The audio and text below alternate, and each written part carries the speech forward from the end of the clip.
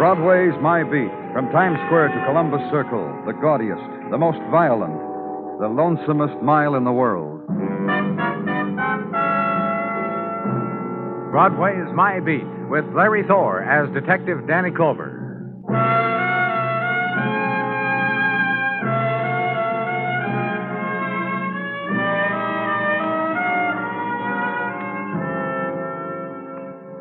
When the summer melts into August, Broadway suddenly stops in the middle of a step, considers. What happened to the springtime dreams to be fulfilled in July at the very latest?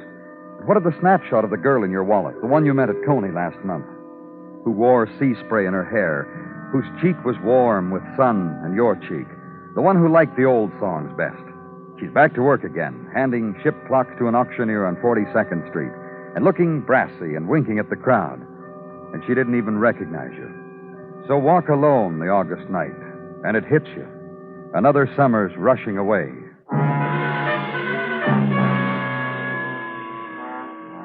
And downtown, east from Broadway, 16 stories high into the night and above the river, apartment and Detective Muggavan and woman.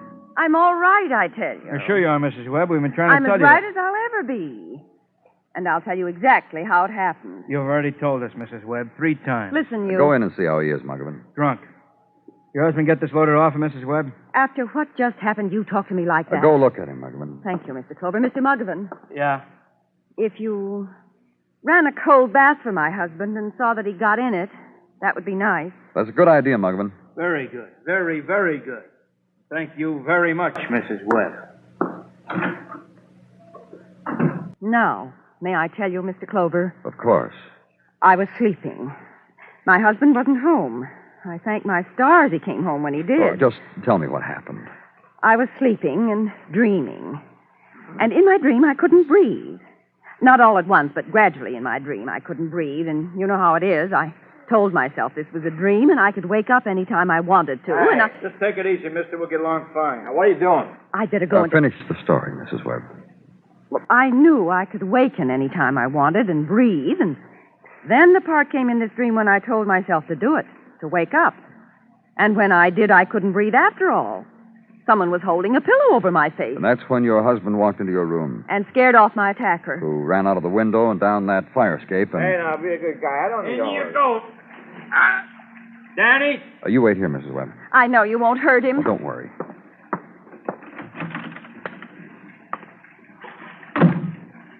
How you feeling, Mr. Webb? I was drunk. I don't drink anymore. It's great. Turn off the water, Muggavan. You see who tried to smother your wife? Sure. Who was he?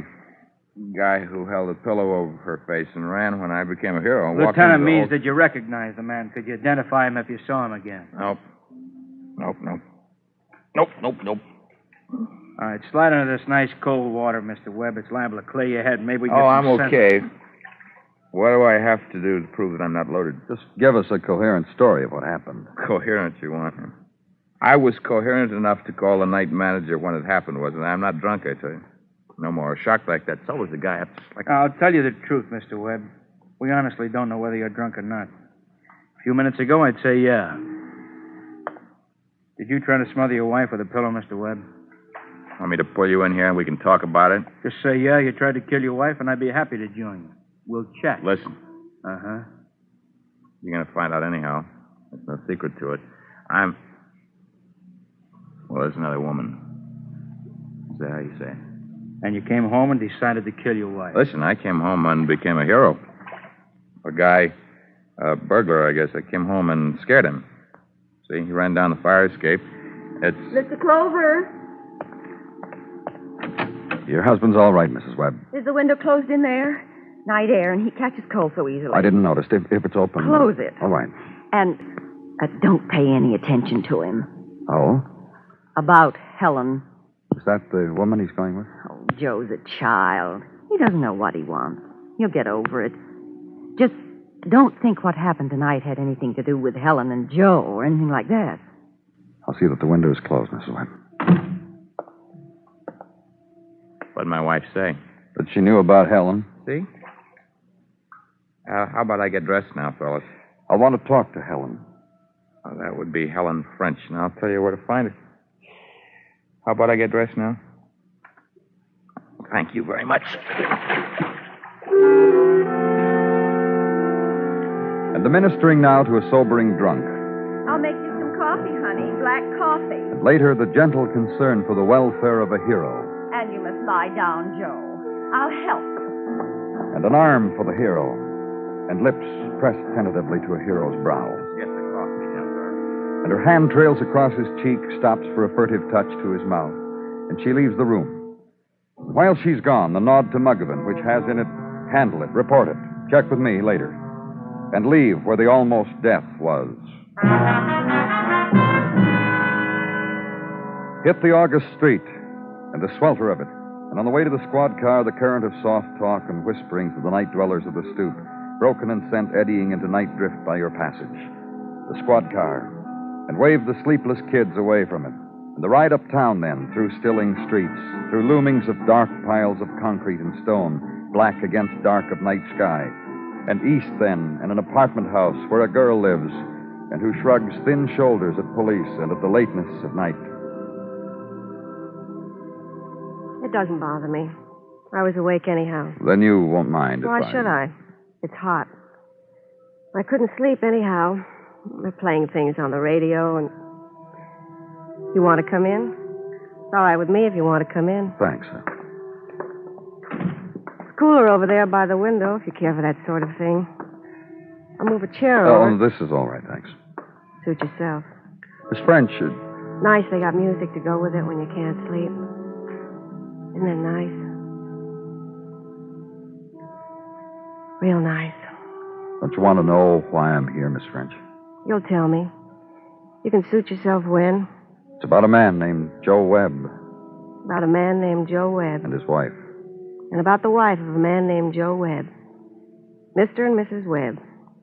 That's what it's about, huh? Gee, imagine. Because someone tried to kill Mrs. Webb tonight. Someone held a pillow over her mouth while she slept. Joe did that? Joe tried to suffocate her? I didn't say that. No, then what did you say? Suit yourself what you're trying to say to me. Mrs. Webb told it this way. She said she was asleep and dreaming. And then she woke and someone had a pillow over her mouth, and her husband came in just then and frightened to kill her away. My. Did Joe tell it that way, too? Yes. That makes him maybe something of a hero? That's what he said. And his wife agreed with him? Yes. My. What a night I'm living. It's got music to it. It's got talk of heroes. My. Miss French, Who told you about me, Joe, or the wife he saved from a pillow? They both did. This is a very cozy world we live in, isn't it? You ever notice it, Mr. Clover? How long have you known Joe Webb? Long enough. Is he in love with you? How am I supposed to answer that? Just answer it. You saw his wife, you saw Vera. Get a good look at her? Yeah? You figure it. You suit yourself as Joe in love with me. And you? Me? Uh-huh. I want to show you something. This is a picture in a silver frame. It's a snapshot of a young man. Young man on the beach at Far Rockaway. He's wearing a sweatshirt. But underneath it, his shoulders are big and real strong. He lifts things, weights. Early this summer on the beach, he lifted me like I was a puff of wind. His name is Don Cullen. And he's the man you're in love with, not Joe. Donnie is the man, not Joe. From early summer. And Joe... Joe knows about it. I told him again tonight. I told him it's the last time I'm going to tell you, Joe, and it's the last time I'm going to tell you why, Joe. And I told him why. Tell me, too. Sure. I need a man. If I'm going to love somebody, it's going to be a man. He's got big shoulders. Maybe when I'm not real nice to him like he wants, he'll toss me around a little, slap me maybe, then let me cry on his knee like a little girl. That's who I love. Don. Well, one more thing. When was Joe here? Early tonight. When it looked like rain for a while, I brushed him quick because Don was coming. Then Joe left, and Don came, then Don left.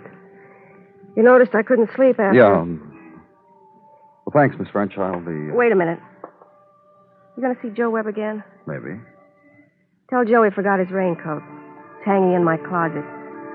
Tell him to suit himself about when he wants to come back for it. Oh, what do you know?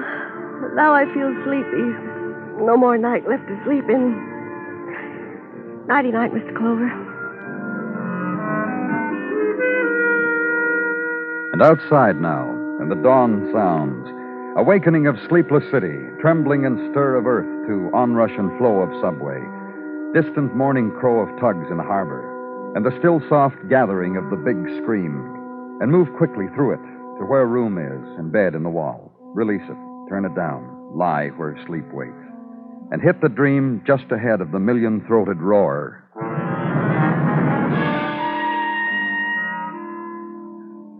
The next day at headquarters, early afternoon of next day, where Job is, and Detective Muggavan. I wanted to let you sleep a little while longer, Danny. That's why I didn't put a call through to your house. Well, that was thoughtful of you, Muggavan. Oh, I have my moments. That girl you questioned last night, Danny, that Helen French, What about her? what kept you up so late? Made you sleep through the morning, huh? Questioning her like you had to? Yeah, that was why. What about her, Muggavan? She's not going to give you trouble like that anymore. She's dead, Danny. What? Came in an hour ago. Helen French is dead. Somebody beat her to death, Danny.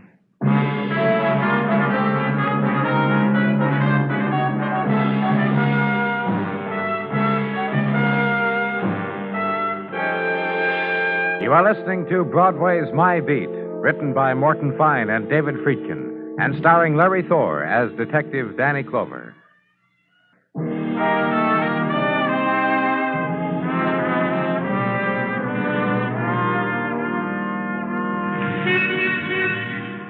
Swift gust of August wind, swift, gone now from Broadway.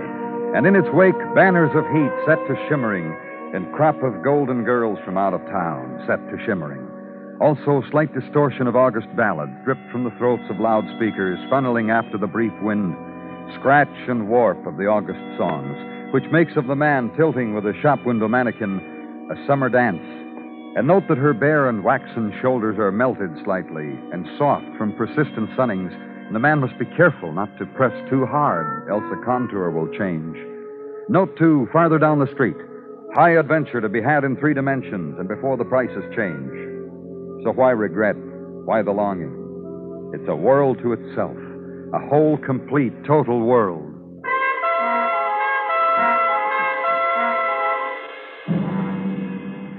And at headquarters, another dimension explored to the droning of an electric fan that has for its primary substance the beating to death of a young woman. We'll have Dr. Sinsky's report in a little while, Danny.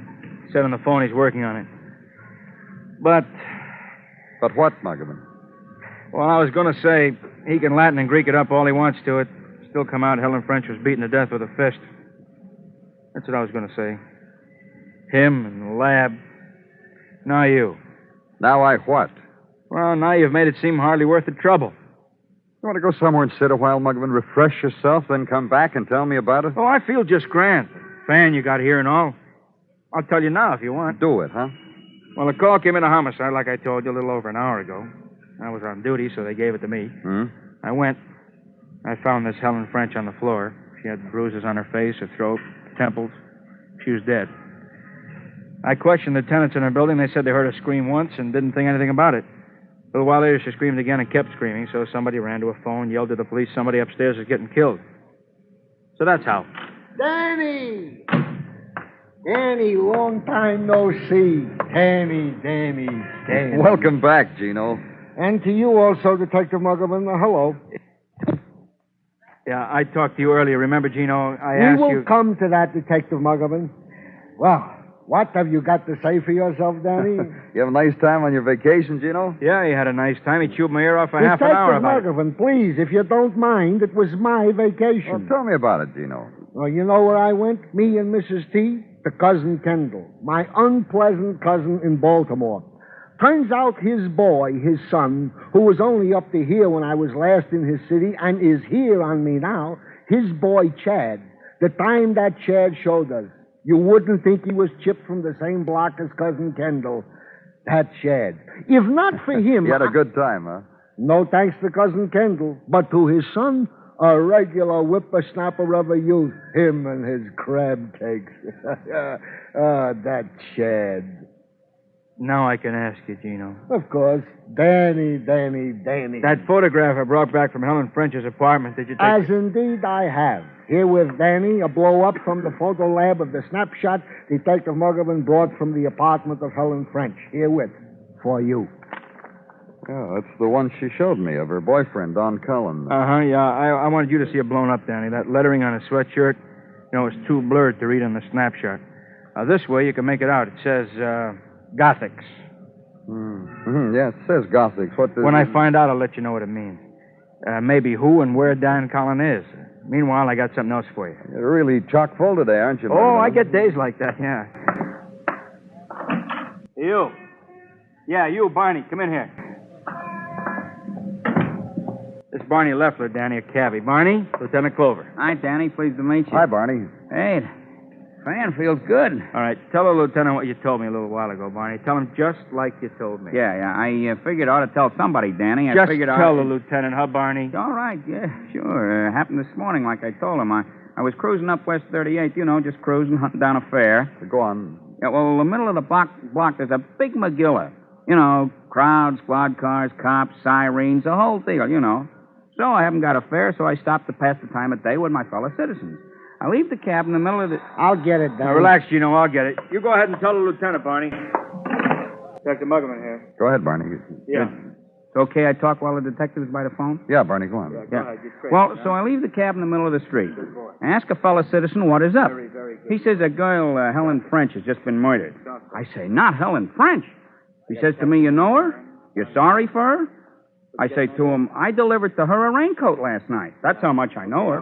And I'm sorry for her. The man's raincoat, huh? Yeah, a call came in on the box. The cabbie should go pick up a package to deliver. I was chosen. I went. The package was a raincoat to be delivered to a Miss Helen French on 38. Where'd you pick it up, Barney? I got it here in my pocket, my driver's chart. Pick up from Mrs. Webb, apartment 16C, 1234 East 19th. When I hear this morning that this lady, Helen French, was killed, I figured to come to tell you cops, Danny, and let in on how I delivered to her a raincoat last night. And that's it. Well, fine, Barney. Thanks. That was a very pretty girl, that Helen French, Danny. And like I said to my fellow citizen, I am very sorry it happened to her. You can go, Barney. Oh, yeah, sure. Anytime. Bye-bye, Danny. Yeah, that Barney did good. And I just did real good, too, Danny. You want to tell me, huh? Very, very much. Gothics, the lettering across Don Cullen's sweatshirt, stands for the name of softball team, Avenue A League. Don's a catcher. Also works for the Ames Construction Company as a welder. He's now welding a new building together on the corner of Madison and 50th. I think Detective Muggerman did very well today, don't you, Danny? Oh, yes, Gino. Very, very well. I bow to you, Detective Muggerman. Outside now on the streets again, sun on concrete, and triumphant furling of banners which attest of large beers and fully packed hot pastrami sandwiches, and season-end sales where you can buy what you don't need anymore, but for less. Uptown by squad car, and for a moment, smile happily at your luck that there are always things to do with all your money. And so make the next left turn a jaunty one, truly an Immelman of a left turn, and glide to stop where it says Construction Zone. Maneuver into a small parking space in two-wheel cuts. Walk over to the fence and pass the knotholes to sidewalk superintendent. Show a badge and pose a name. Be pointed to a man. Jeans, mask, and welding rod. Go to him.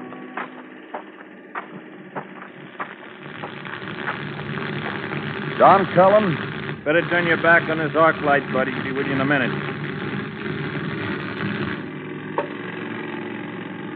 Light can blind you, you know that? Yeah. Huh? I'm from the police, Don. Name's Danny Clover. You're looking for me, huh? But just anybody working around here? Just me? Well. Helen French is dead, Don. You better get away from here.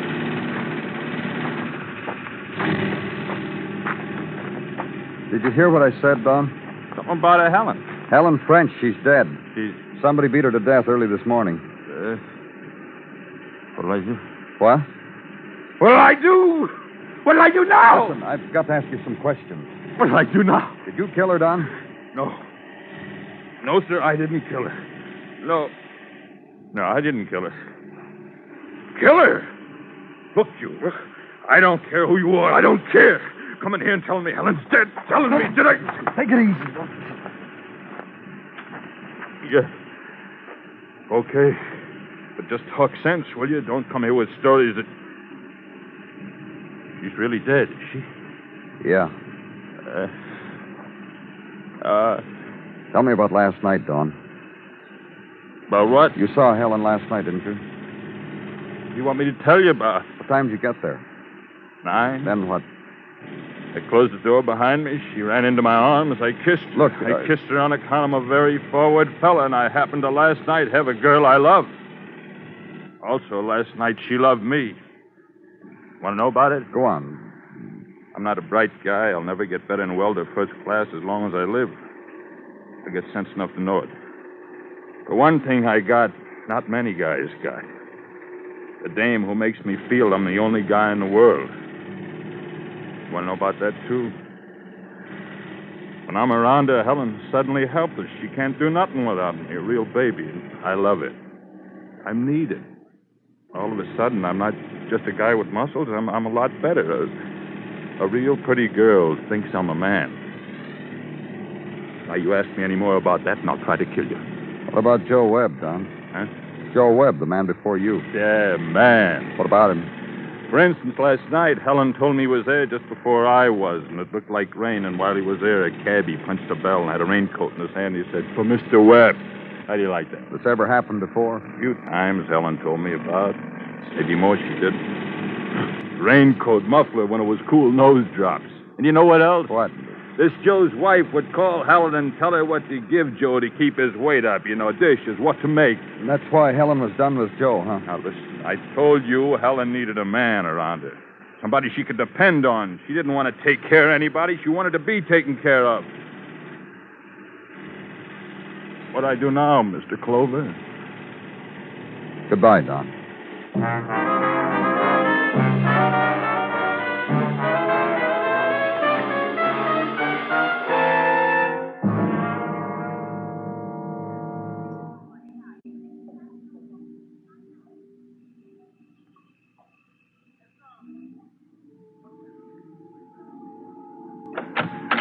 Hello? Well, Mrs. Webb. May I come in? To do more damage? What are you talking about? You ought to see my husband. Let's go inside. Where's your husband? What's the matter with him? Come on. That's what you've done to him. Hello, Mr. Webb. Hi. What's the matter with you? Sick. I had a sniffle. Vera don't want it to develop into anything. Aren't you hot with all that stuff on you? Vera says that... I know how to take care of him. Don't I, Joe?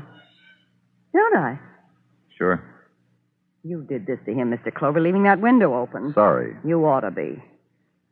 Drink your milk and butter, Joe. Well, drink it, Joe. It's good for you. My mother used to make all of us drink that when we sniffled. Looks too hot, Vera. Well, you're not even trying to drink it. And that's a good boy, Joe. How about you, Clover? What do you want? Got a few questions to ask. What question? First of all, let me ask you one, Mrs. Webb. What question? Isn't it strange that your husband saw another girl and you knew it and did nothing about it? In fact, approved of... I did not approve. You knew about Helen French and you Listen, Joe is my husband and I've got a duty to take care of him. He's back with me now, isn't he? Because after all is said and done, he needs me. Isn't that right, Joe? I need you, Vera. And that's the way it is. Yeah. Helen. What did she know? She acted like a baby herself. How could she take care of Joe? Mr. Webb. What? You loved Helen very much, didn't you? I'm back with my wife now. Leave me alone. Joe was naughty, and he's back now.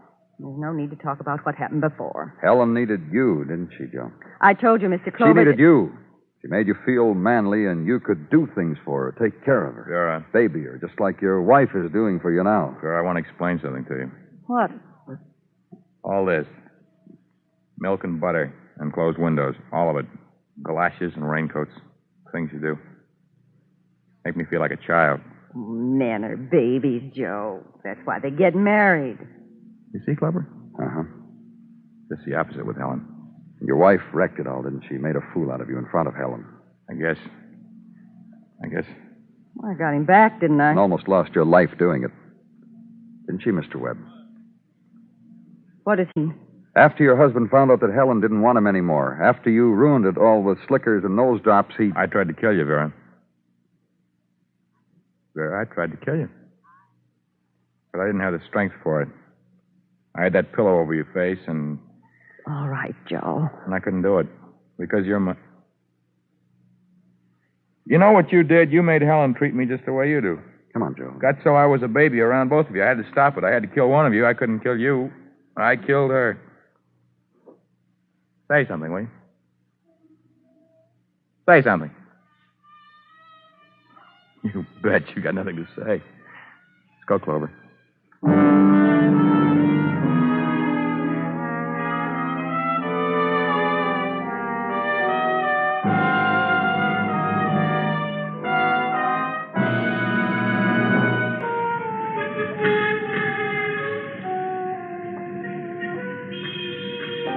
It's the street of a million walkers, this Broadway. And they're funneled here.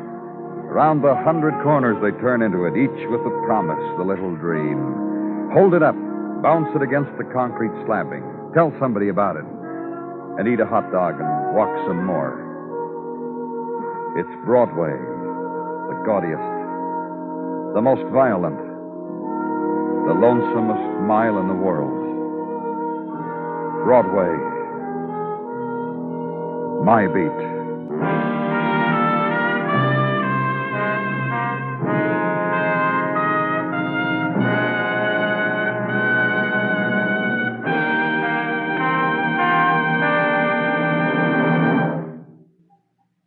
Broadway's My Beat stars Larry Thor as Detective Danny Clover, with Charles Calvert as Tartaglia and Jack Crucian as Muggavan.